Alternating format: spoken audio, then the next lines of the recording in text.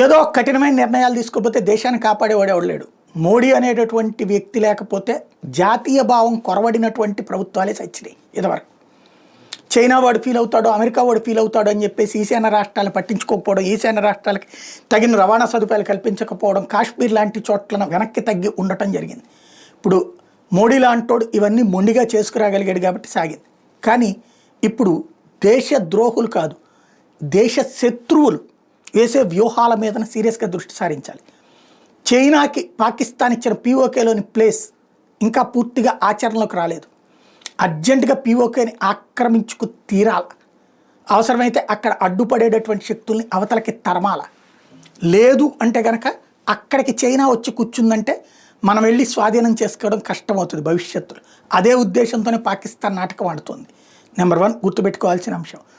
రెండో పక్కన ఏదైతే ఈశాన్య రాష్ట్రాలను కబ్జా చేయడానికి జరుగుతున్నటువంటి కుట్రల వెనకాల చైనా ఉందన్న నిజం మనకు తెలిసిందే. అదే సందర్భంలో ఇప్పుడు బంగ్లాదేశ్లో యూనస్ లాంటి వాడు సహకరిస్తున్నాడని తెలిసిందే.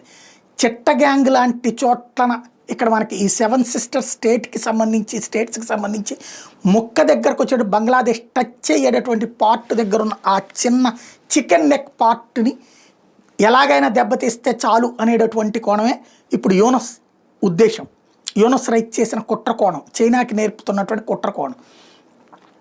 ఆ ముక్కతో పాటు అవతల ఉన్న బంగ్లాదేశ్ ముక్క కూడా లాక్కోండి, అప్పుడు కానీ వాళ్ళకి బుద్ధి రాదు. రెండవది సరైనటువంటి దిశగా అడుగులు పడాల్సి ఉంది.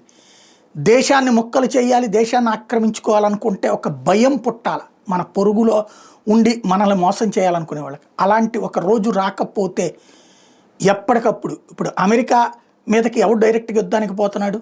అమెరికాతో శత్రుత్వం బోల్డ్ ఉంది, వాళ్ళ దగ్గరికి పోవట్లేదే.